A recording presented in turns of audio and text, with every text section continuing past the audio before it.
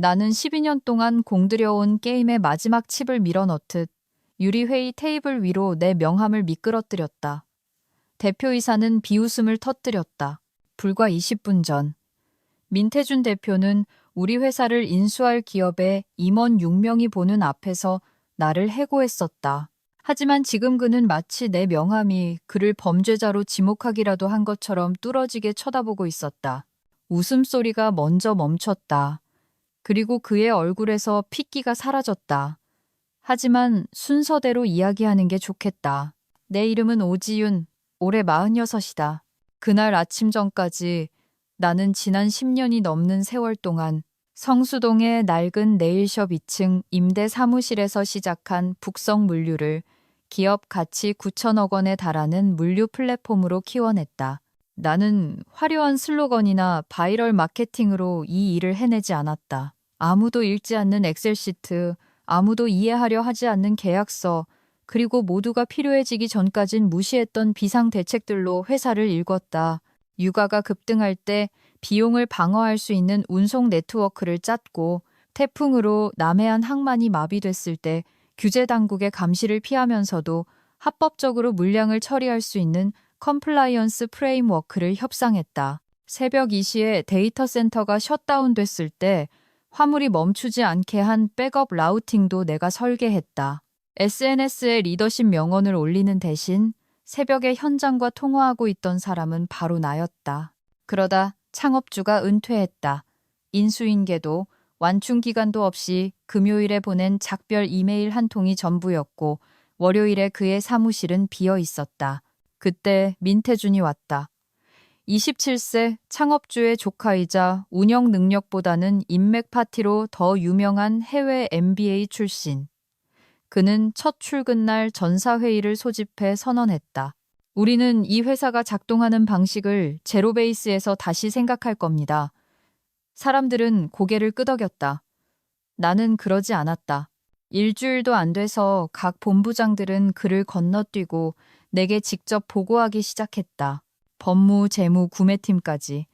나는 그가 망가뜨린 것을 고쳤고 그가 성급하게 저지른 일들을 수습했다. 매일 야근하며 모든 것을 문서화했다. 이 바닥에서 오래 구르다 보면 깨닫는 게 있다.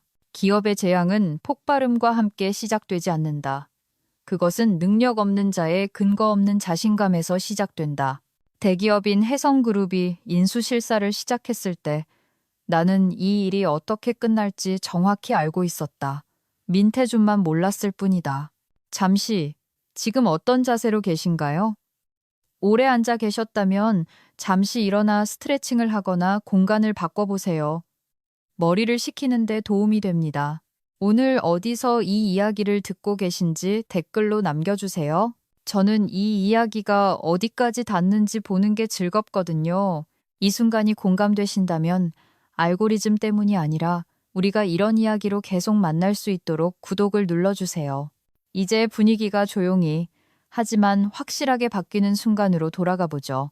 그 회의 이후 미묘한 변화가 감지됐다.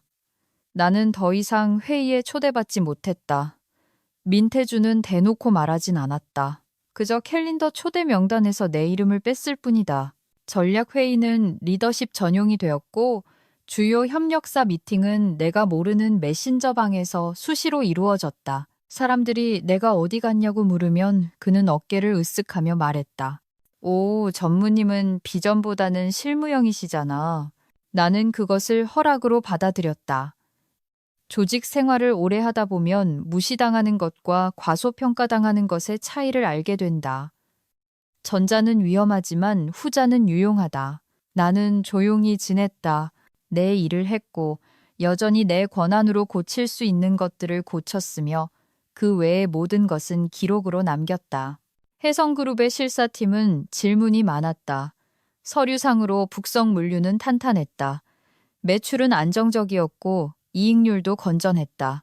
하지만 그들의 질문은 숫자가 아니라 연속성에 관한 것이었다. 이 협력사가 부도나면 어떻게 됩니까? 규제 대응 마스터키는 누가 관리합니까? 비상시 의사결정 권한은 어디에 명시되어 있습니까? 민태준은 자신감으로 대답했고 나는 첨부 파일로 대답했다. 처음에는 간접적으로 연락이 왔다. 주니어 분석가가 실수인 척 나를 참조 CC에 넣거나 법무법인의 어소 변호사가 과거 히스토리를 물어왔다. 나는 군더더기 없이 팩트만 담아 한 번에 답변했다. 의견도 사족도 없이 오직 증거만.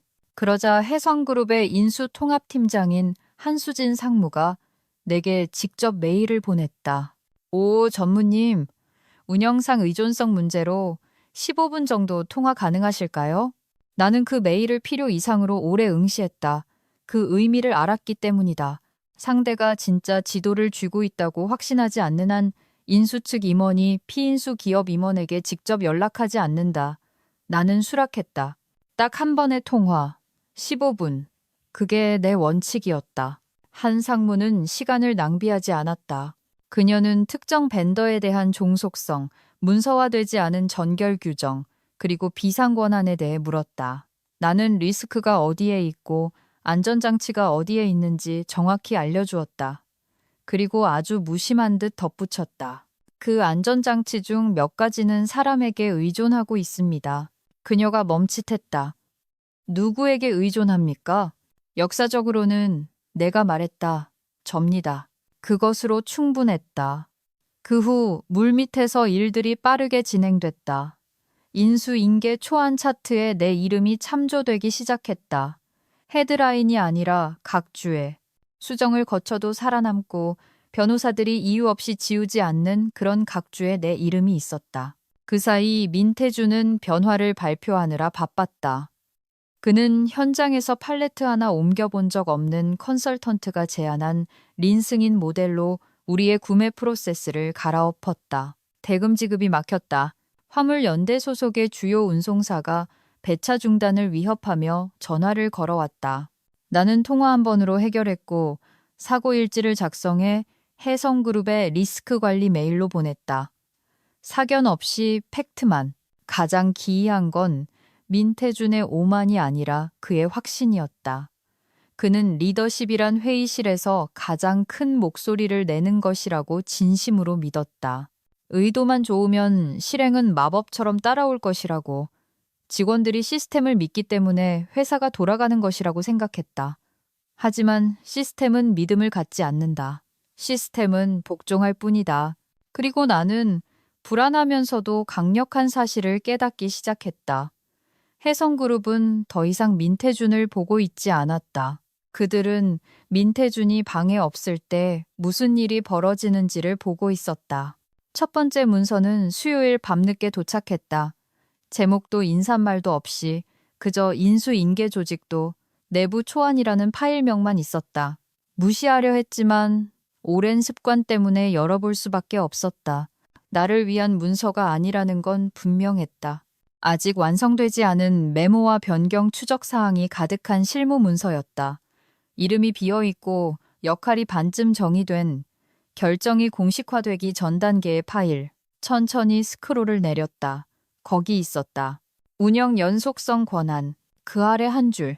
연속성 관리자, 미정, TBD. 나는 의자에 등을 기대고 그 단어를 곱씹었다. 미정이라는 건 아직 결정되지 않았다는 뜻이 아니다. 중요한 누군가가 아직 고민 중이라는 뜻이다. 그리고 MA에서 고민은 곧 권력이다. 나는 그 파일을 개인 드라이브의 메모 폴더에 저장했다. 보험도 협상 카드도 아닌 그저 메모였다. 그것이 무엇이 될지 아직 인정할 준비가 되지 않았으니까 그 후 며칠은 겉으로는 조용했으나 수면 아래는 혼돈이었다. 민태주는 또 다른 최적화를 밀어붙였다. 이번엔 컴플라이언스 보고 승인 권한을 재조정했다. 법무팀에도 재무팀에도 알리지 않았고 당연히 해성그룹에도 말하지 않았다. 몇 시간 만에 시스템 락이 걸렸다. 계약 체결이 멈췄고 보고서 검증이 실패했다. 국토교통부에서 정중하지만 명백히 경고성 짙은 공문이 날아왔다. 민태주는 전사 메시지를 통해 구시대적 경직성 탓을 하며 주말까지 고치겠다고 약속했다. 해성그룹도 알게 되었다. 한수진 상무가 다시 전화를 걸었다. 이번엔 15분을 요청하지 않았다. 그녀는 나의 평가를 요청했다. 나는 주관적인 의견을 섞지 않았다. 비난도 하지 않았다. 민태준이 존재조차 몰랐던 상호 의존성과 그가 무지 속에 끊어버린 결제 라인을 짚어주었다. 로그 기록, 스크린샷, 타임스탬프를 전달했다. 끝내 그녀는 말이 없었다. 그러다 말했다. 이게 지속 가능하지 않다는 거 아시죠? 압니다. 내가 대답했다. 그래서 기록해둔 겁니다. 그 통화 후 기류가 바뀌었다. 이제 그들은 무슨 일이 일어나고 있는지 묻지 않고 다음엔 무엇을 해야 하는지를 물었다. 내 코멘트가 이미 반영된 조직도 초안이 도착했다. 리스크 보고서에는 오 전무의 평가가 인용되었다. 법무팀은 특정 변경 사항에 대해 연속성 승인이 필요한지 물어왔다. 연속성 승인. 그 단어가 다시 등장했다. 민태준은 그 와중에 성공적인 혁신 스프린트를 자축하고 있었다. 그는 전략적 속도를 높인다며 경영대학원 동기를 고문으로 데려왔다. 그 친구는 3년 전 아찔한 사고 이후 내가 설치해둔 벤더 이중화 계약을 비용 절감 명목으로 끊자고 제안했다. 나는 리스크 깃발을 들었다. 민태준은 무시했다. 이틀 뒤. 그 이중화 계약은 시스템 셧다운을 막을 유일한 방어선이었다. 나는 거봐요라고 말하지 않았다. 그저 해성그룹에 사고 보고서를 보냈다. 금요일 늦은 오후 또 다른 파일이 메일함에 떨어졌다. 같은 라벨, 업데이트된 초안. 이번에는 미정이 사라져 있었다. 운영 연속성 관리자, 오지윤. 발표도 축하도 없었다. 그저 내 이름이 원래 그 자리에 있었던 것처럼 깔끔하게 타이핑되어 있었다. 나는 노트북을 덮고 텅 빈 사무실에 한참 동안 앉아 있었다. 그런 문서에 이름이 박히면 되돌릴 수 없다는 걸 알기 때문이다. 이제 나는 변화를 관찰하는 사람이 아니다. 내가 곧 변화다. 여러분이 상황을 다 이해했다고 생각하신다면 다음 문단이 그 생각을 바꿀 겁니다. 나는 그 문서에 대해 아무에게도 말하지 않았다. 법무팀에도 재무팀에도 일이 터질 때마다 조용히 나를 찾아오던 2명의 이사에게도 말하지 않았다. 그런 권한은 발표가 필요 없다. 사실 발표하지 않을 때 더 강력하게 작동한다. 민태준도 무언가 달라졌다는 걸 감지했지만 딱 집어 말하진 못했다. 회의가 제 시간에 시작되지 않았다. 결정 사항들이 실행 중간에 멈췄다. 직원들은 대표님이 뭘 원해? 대신 이거 컨펌 났어? 라고 묻기 시작했다. 공기가 시끄럽진 않았지만 분명하게 변하고 있었다. 진짜 시험대는 다음 주 월요일에 왔다. 민태준이 긴급 임원회의를 소집했다. 나는 초대받지 못했다. 그건 새롭지 않았다. 새로운 건 회의가 끝나고 12분 뒤에 해성그룹 법무팀에서 온 후속 이메일이었다. 오 전무님, 오늘 오전 인력 변경 제안이 있었던 것으로 파악됩니다. 연속성 승인이 났는지 확인 부탁드립니다. 나는 그 문장을 2번 읽었다. 민태준 앞에서 아무도 그 용어를 쓴 적이 없었기 때문이다. 나는 신중하게 답장했다. 한 문장. 연속성 승인은 발행되지 않았습니다. 그게 전부였다. 1시간 안에 제안된 변경 사항은 취소되었다. 설명도 사과도 없었다. 민태준은 결제 라인의 혼선 탓이라며 짧은 메시지를 보냈다. 내 이름을 언급하진 않았지만 그 후로 나를 주시하기 시작했다. 그가 내 사무실 앞을 지나갈 때, 회의 후 머뭇거릴 때, 질문 같지 않은 질문을 던질 때 그 시선이 느껴졌다. 어느 날 오후 그가 내 사무실 문틀에 기대어 말했다. 해성 쪽에서 전무님 의견을 많이 신뢰하는 것 같더군요. 그들이 묻길래 내가 답했다. 대답했을 뿐입니다. 그는 웃었지만 눈은 웃지 않았다. 우리가 한 배를 탔다는 것만 확실히 해두죠. 얼라인 맞춥시다. 얼라인. 협력적으로 들리지만 자주 들으면 강요로 들리는 단어다. 다음 확전은 더 컸다. 민태준은 인수종결을 앞두고 리더십을 슬림화하기로 했다. 그는 북성 물류에서 그가 살아온 세월보다 더 오래 근무한 시니어 매니저 3명을 내보내는 계획을 짰다. 그는 이를 현대화라고 포장했다. 그 계획은 내게 오기 전에 해성그룹의 메일함에 먼저 도착했다. 한수진 상무가 몇 분 만에 전화를 걸었다. 이거 승인하신 겁니까? 아니요. 내가 말했다. 그리고 이건 연속성 조항 위반입니다. 침묵, 종이 넘기는 소리, 수화기 넘어 다른 누군가의 숨소리. 관련 문서를 보내주시겠습니까? 나는 이미 준비해 두고 있었다. 민태준이 끝내 이해하지 못한 건 이것이다. 나를 회의에서 배제함으로써 그는 역설적으로 나를 설득의 의무에서 해방시켜 주었다. 나는 누군가를 설득할 필요 없이 그저 현실을 제시하기만 하면 되었다. 그날 업무 종료 전, 해성그룹은 검토가 끝날 때까지 모든 인사 변경을 동결시켰다. 민태준이 몇 주 만에 처음으로 내 사무실에 들이닥쳤다. 당신 지금 나를 엿먹이는 거야? 그가 으르렁거렸다.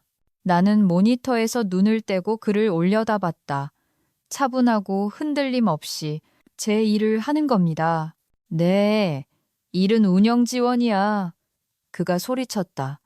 경영진의 결정을 막을 권한 따위 없다고. 나는 정정해주지 않았다. 곧 계약서가 그를 정정해줄 테니까. 그날 밤 해성그룹에서 또 다른 메시지가 왔다. 짧고 직관적이었다. 최종 인수인계 회의 스케줄 확정, 명함을 지참해 주십시오. 나는 화면을 필요 이상으로 오래 바라봤다. 사람들은 상대방을 정의하는 방식을 바꾸려 할 때가 아니면 명함을 요구하지 않는다. 그리고 갑자기 나는 이 일이 어떻게 끝날지 정확히 알게 되었다. 최종 회의 날 아침은 조용했다. 알람도 드라마틱한 징조도 없었다. 그저 캘린더 알림 하나와 안의 사람들은 모르는 무언가를 이미 알고 있는 듯 기묘하게 고요한 건물뿐이었다. 나는 일찍 도착했다. 직함이 바뀐다고 오랜 습관이 사라지진 않으니까. 민태준은 이미 와 있었다. 새 정장, 날카롭게 다듬은 머리, 자신이 무엇을 얻는지 완전히 이해하지 못한 채 승리를 확신하는 사람 특유의 자신감이 보였다. 내가 테이블 끝자리에 앉을 때 그는 나를 거의 쳐다보지도 않았다. 내 노트는 덮여 있었고 휴대폰은 뒤집어 놓았다. 해성그룹 팀이 차례로 들어왔다. 법무팀, 재무팀, 그리고 언제나처럼 침착한 한수진 상무. 그녀는 인사 이상의 의미가 담긴 눈짓을 내게 보냈다. 마지막으로 해성그룹의 박동훈 CEO가 상석에 앉았다. 민태준은 자세를 고쳐 앉았다. 이것이 자신의 무대라고 그는 생각했다. 박 대표는 의례적인 인사 없이 시작했다. 인수준비 상태와 리더십 정렬에 대해 검토하죠. 민태준이 즉시 끼어들었다. 그는 비전, 속도, 문화적 리셋에 대해 떠들었다. 화살표와 미래 상태 다이어그램으로 가득 찬 슬라이드를 넘겼다. 중간쯤 퇴임 예정 운영 지원 섹션 아래 내 이름이 한 번 등장했다. 나는 반응하지 않았다. 그리고 인사. 슬라이드가 나왔다. 민태준이 헛기침을 했다. 인수 후 민첩성을 확보하기 위해 그는 나를 짧게 쳐다봤다. 상황을 분명히 하려는 의도였다. 박 대표는 방해하지 않았다. 고개를 끄덕이지도 않았다. 그저 기다렸다. 민태준이 발표를 마치자 회의실은 고요했다. 박 대표는 민태준이 아니라 한 상무에게 고개를 돌렸다. 연속성 검토 결과는 그녀가 파일을 열었다. 이 변경사항 중 다수는 연속성 프레임워크에 따른 승인이 필요합니다. 민태준이 인상을 찌푸렸다. 이건 이미 논의된 겁니다. 제가 대표이사 대행입니다. 박 대표가 그를 평온하게 바라봤다. 당신은 인수 과정에 있는 회사의 대표 대행입니다. 그러고는 나에게 고개를 돌렸다. 오, 전무. 이 변경 사항들이 승인되었는지 확인해 줄 수 있습니까? 방안의 모든 눈이 내게 쏠렸다. 나는 말로 설명할 수도 있었다. 조항을 인용하고 논리를 하나하나 짚어줄 수도 있었다. 대신 나는 재킷 안주머니에 손을 넣었다. 명함은 심플하고 깔끔했다. 화려한 장식 없이 내 이름, 내 직함, 그리고 해성그룹의 로고만 박혀 있었다. 나는 그것을 테이블 위에 놓고 앞으로 밀었다. 종이가 유리를 스치는 소리는 거의 들리지 않았지만 효과는 즉각적이었다. 민태준은 날카롭고 무시하는 듯한 웃음을 터뜨렸다. 지금 장난합니까? 박 대표가 명함을 집어들었다. 그는 웃지 않았다. 한 번 읽고 다시 한 번 읽었다. 그리고 의자에 등을 기대며 미소 지었다. 나를 향한 미소가 아니라 상황 자체가 흥미롭다는 듯한 미소였다. 한 상무는 마침내 계획이 딱 들어맞는 것을 보는 사람처럼 작게 안도의 숨을 내쉬었다. 법무팀장은 이미 표시해둔 페이지를 펼쳤다. 민태준의 웃음소리가 뚝 끊겼다. 아니, 이건 말이 안. 박 대표가 손을 들어 제지했다. 차분하고 단호하게. 그건 잠시 후에 다루죠. 방의 공기가 무거워졌다. 마치 중력이 한쪽으로 약간 기운 것처럼 팽팽했다.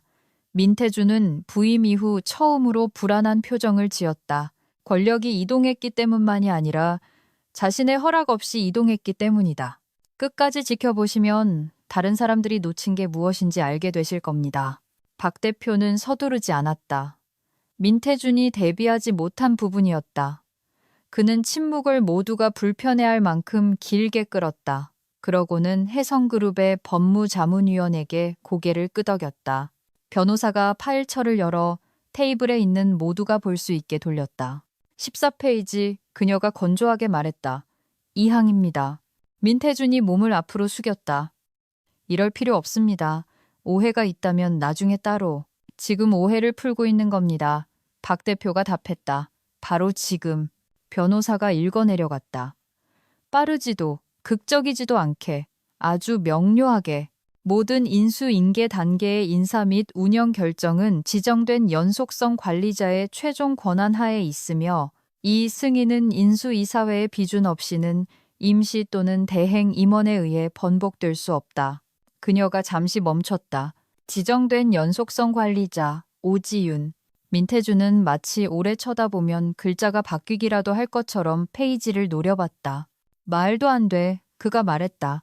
난 이런 거 동의한 적 없어. 박 대표가 깍지를 꼈다. 당신이 서명했습니다. 이런 뜻으로 읽은 게 아니야. 민태준이 날카롭게 쏘아붙였다. 법무팀에선 표준 계약서라고 했다고. 표준 맞습니다. 변호사가 차분하게 말했다. 인수자가 리더십의 변동성으로 인한 운영 리스크를 감지했을 때는요. 그 말은 어떤 비난보다 묵직하게 꽂혔다. 민태준의 턱 근육이 경직됐다. 그래서 뭐? 이제 저 여자가 나보다 높다는 거야? 박 대표가 누구보다 먼저 대답했다.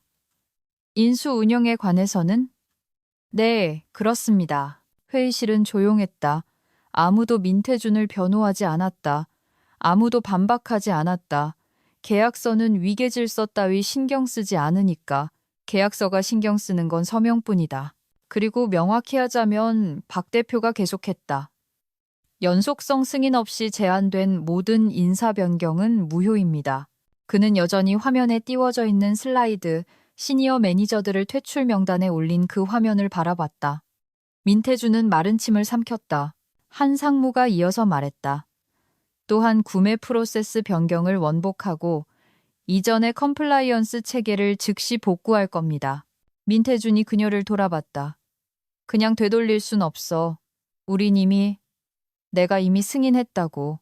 저는 승인하지 않았습니다. 내가 명함을 테이블에 놓은 후 처음으로 입을 열었다. 민태준은 마치 나를 처음 보는 사람처럼 쳐다봤다. 박 대표가 고개를 끄덕였다.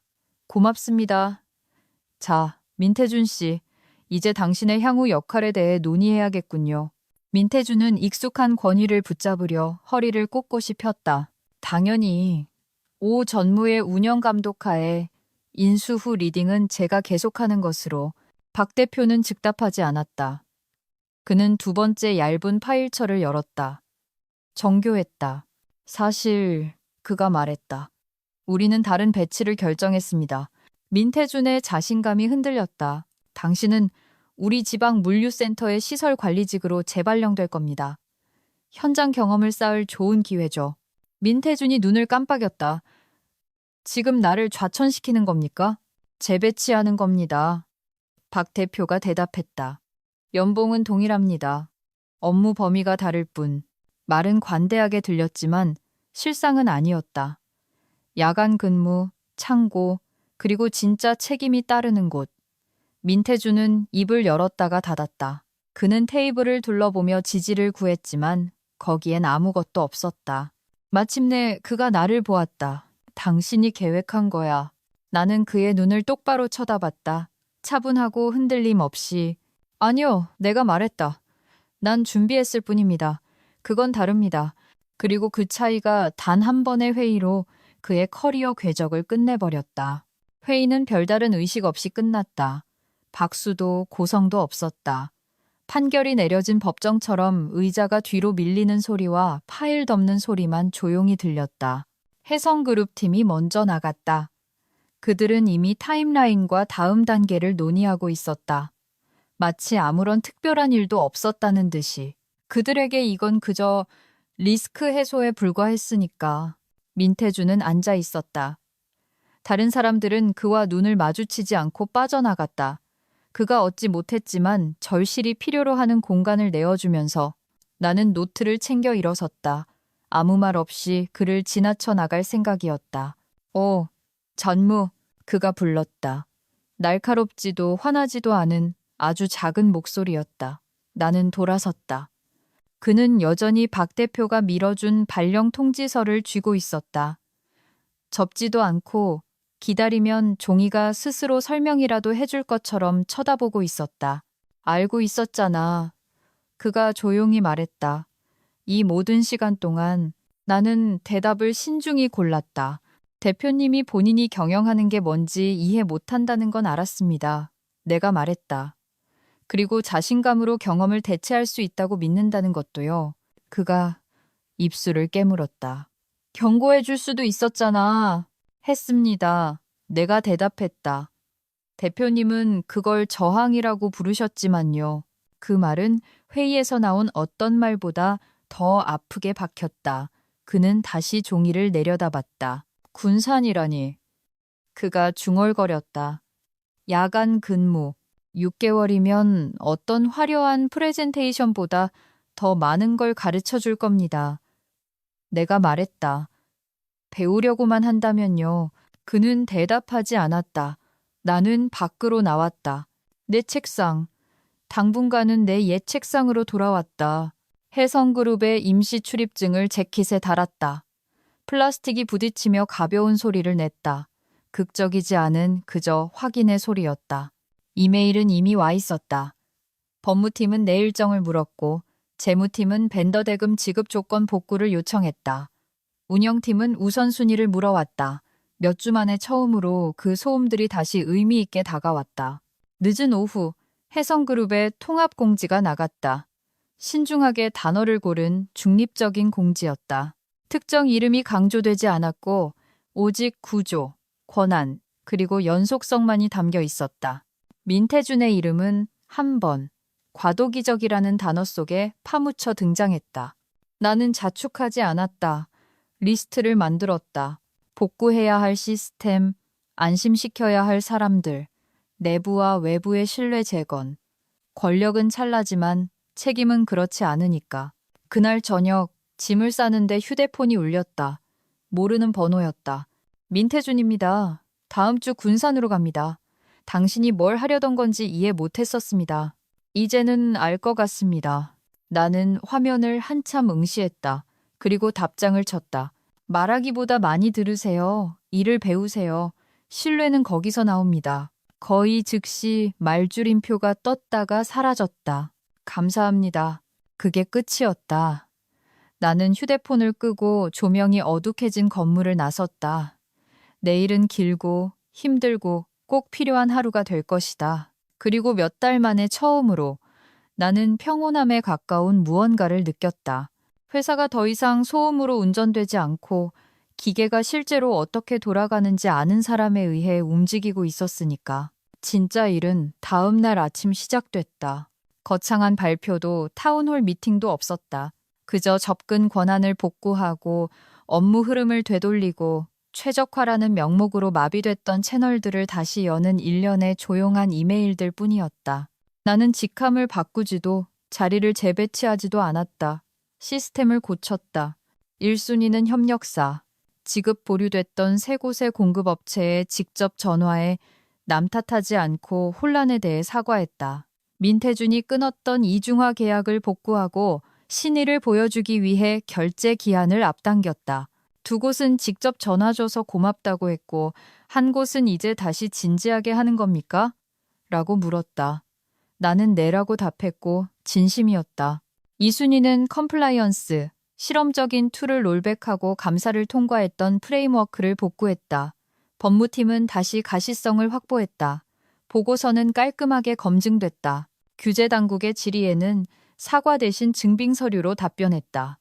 정오쯤 리스크 대시보드는 주황색에서 초록색으로 바뀌었다. 3순위는 사람. 나는 민태준이 내보내려 했던 매니저들을 만났다. 연설도 약속도 없었다. 그저 명확한 뿐이었다. 그들의 자리는 안전하고 권한은 복구되었다고. 5년 동안 휴가 한 번 못 갔던 창고장 한 명은 인수가 발표된 이후 줄곧 참았던 숨을 토해내듯 의자에 깊숙이 등을 기댔다. 주 중반이 되자 해성그룹 통합팀은 체크인을 멈추고 미래 계획을 세우기 시작했다. 일정은 안정됐고 의존성은 정렬됐다. 기계는 다시 웅웅거리며 돌아갔다. 빠르지도 화려하지도 않지만 꾸준하게. 그때 속삭임이 시작됐다. 민태준에 대해서가 아니라 나에 대해서였다. 조심스럽고 호기심 어린 질문들. 저분 남는 건가? 이제 보고는 누구한테 하지? 이거 영구적인 거야? 나는 대답하지 않았다. 영속성은 소문이 아니라 결과가 결정하는 거니까. 목요일 오후 한 상무가 해성그룹 이사회 연락관과의 통화에 들어오라고 했다. 안건 없이 그저 상황 공유 차원이었다. 나는 회복 단계, 남은 리스크, 완전 안정화까지의 타임라인을 펼쳐 보였다. 아무것도 요구하지 않았다. 끝날 무렵 연락관이 말했다. 운영을 엔지니어처럼 하시네요. 엔지니어 출신이니까요. 내가 답했다. 잠시 침묵 그리고 좋습니다. 그날 밤 나는 몇 달 만에 처음으로 물류창고 바닥을 걸었다. 지게차들이 목적을 가지고 움직였다. 모니터는 실시간으로 업데이트됐다. 한 감독관이 손을 흔들며 말했다. 이제야 좀 정상 같네요. 정상. 최고의 칭찬이다. 늦은 시각 메시지가 하나 더 왔다. 이번엔 한 상무였다. 이사회 반응이 좋습니다. 내일 다음 단계 이야기하시죠. 나는 축배를 들지 않았다. 집에 가서 잤다. 다음 주 해성그룹은 조용히 내 역할을 연장했다. 같은 업무 범위였지만 기간은 늘어났다. 인수 시작부터 내가 붙들고 있던 다리를 완성하기에 충분한 시간이었다. 민태준이 군산에서 마지막 메시지를 보냈다. 첫 주 빡세네요. 생각보다 많이 배우고 있습니다. 나는 한 줄로 답했다. 원래 그렇게 시작하는 겁니다. 커리어는 웃음으로 끝나지 않는다. 준비가 됐든 안 됐든 교훈으로 끝난다. 북성 물류가 새로운 구조에 안착하면서 한 가지가 모두에게 분명해졌다. 안정성을 지켜보는 건 우연이 아니었다. 설계된 것이었다. 2달째가 되자 혼돈은 멀게 느껴졌다. 지워진 게 아니라 격리된 것이다. 구조적 손상을 남기지 않고 지나간 태풍처럼. 이제 건물에는 해성의 이름이 붙었지만 북성의 척추는 여전히 온전했다. 브랜드보다 중요한 건 그거였다. 지표들이 입을 떼기도 전에 이야기를 들려주었다. 정시 배송률은 기준치 위로 올라갔다. 벤더 분쟁은 0건으로 떨어졌다. 컴플라이언스 감사는 후속 조치 없이 종료됐다. 슬라이드에는 절대 나오지 않지만 회사의 생존을 결정하는 그런 조용한 승리들. 해성그룹도 알아차렸다. 전에 내 이름을 알려고도 하지 않았던 사람들도 마찬가지였다. 킥오프 미팅에서나 봤던 임원들이 내게 의견을 묻기 시작했다. 회의가 아니라 1대1로. 짧은 대화, 직설적인 질문들. 이거 더 빨리 키우면 뭐가 터집니까? 숨겨진 비용은 어디 있습니까? 이 시스템 진짜 이해하는 사람이 누굽니까? 나는 솔직하게 답했다. 때로는 그 답이 나였고 때로는 아니었다. 어느 쪽이든 진실은 통했다. 어느 날 오후 박 대표가 운영 현장을 보여달라고 했다. 수행원도 카메라도 없이 질문과 침묵만 있었다. 그는 말하기보다 들었다. 끝에 그가 말했다. 그거 아십니까? 대부분의 리더들은 제가 묻는 걸 놓칩니다. 그들은 통제가 시끄러운 거라고 생각하죠. 그가 말했다. 하지만 진짜로 시스템을 돌리는 사람들은 그걸 굳이 알릴 필요가 없더군요. 나는 고개를 끄덕였다. 그 깨달음엔 대가가 따랐으니까. 일주일 후 한 상무가 나를 사무실로 불렀다. 이번엔 파일도 초안도 없이 해성그룹 로고가 찍힌 편지 한 장뿐이었다. 전무님 역할을 영구직으로 하고 싶습니다. 그녀가 말했다. 전권 위임, 업무 범위 전체 포함. 나는 즉시 대답하지 않았다. 놀라서가 아니라 확실히 하고 싶어서였다. 상황이 잠잠해지면요? 내가 물었다. 연속성을 정당화할 위기가 없을 때는요? 그녀가 미소 지었다. 그때가 전무님이 가장 필요한 때죠. 제안은 공정했다.